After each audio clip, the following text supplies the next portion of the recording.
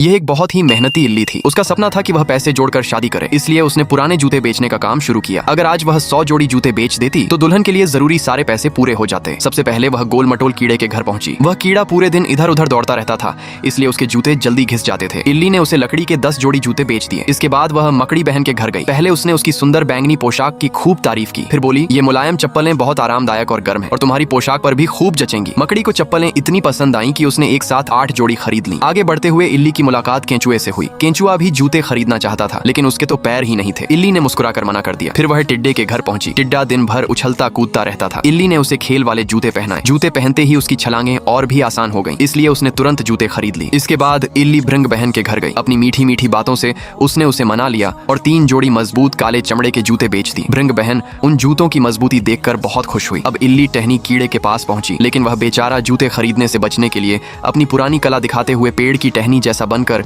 बिल्कुल चुपचाप खड़ा हो गया। इल्ली उसे पहचान ही नहीं पाई और आगे बढ़ गई। कुछ ही देर में इल्ली के पास सिर्फ 1 जोड़ी जूते बची। तभी उसने पत्ते पर बैठे घोंघे को देखा और सोचा कि आखिरी जोड़ी उसी को बेच देती हूँ। लेकिन घोंघा बड़ी मुश्किल में पड़ गया, क्योंकि उसके तो पैर ही नहीं थे। आखिर उसने एक ही जूता खरीद लिया और उसमें घुसकर उसे अपना गर्म घर बना लिया। अब इल्ली के पास सिर्फ 1 जूता बचा था। वह उसे फेंकना नहीं चाहती थी। तभी एक छोटा सा पिस्सू उछलता हुआ वहां आया। इल्ली के दिमाग में एक शानदार विचार आया। उसने कहा, यह जूता तुम्हारे लिए घर बन सकता है और मैं इसे आधी कीमत में दे दूंगी। पिस्सू खुशी खुशी मान गया। वह जूता उसके लिए एक बड़ा आरामदायक घर बन गया, जिसमें वह अपने पूरे परिवार के साथ रहने लगा। इस तरह इल्ली के सारे जूते बिक गए। आखिरकार उसने अपनी मेहनत से इतने पैसे कमा लिए कि वह अपनी मनचाही सुंदर दुल्हन से शादी कर सकी और दोनों खुशी खुशी रहने लगे।